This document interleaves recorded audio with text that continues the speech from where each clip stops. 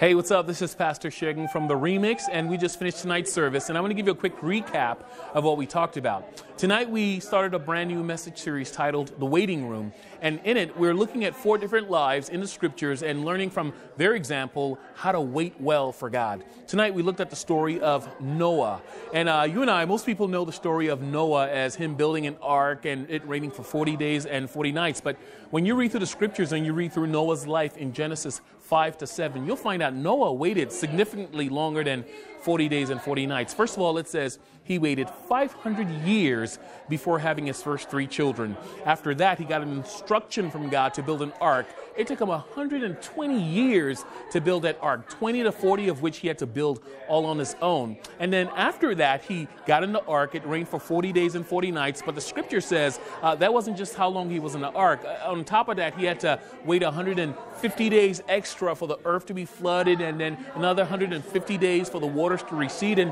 when you do the math between Genesis 5 and 7, Noah waited anywhere from 9 months to a year from the time he got on the ark to when he came out. And we looked at just how much this man of faith, as Hebrews 11 describes him, how much this man of faith had to wait on God. And there are 3 lessons we learned from his life about waiting rooms. The first thing we said is that waiting rooms in your life have a time frame, right? A waiting room is described as a period in your life where you're waiting for God and it feels like he's not moving.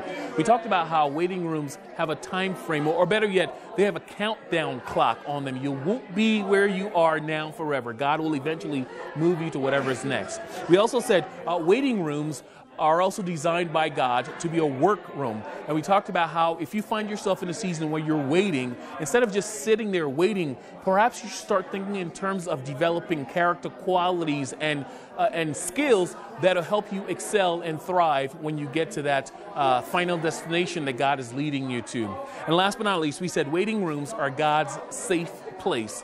We talked about how for Noah and his family, being in the ark was not the most comfortable thing, but it was significantly safer than being outside, because outside of the ark was death, was water. There was no place to live. And so we talked about how sometimes in your waiting room where you find yourself might actually be God's way of protecting you from getting into harmful situations, and that God's plan for us is good all the time. And that's what we talked about in the first message in our series titled The Waiting Room. Hope you can join us for the next 3 messages starting next week. See you then.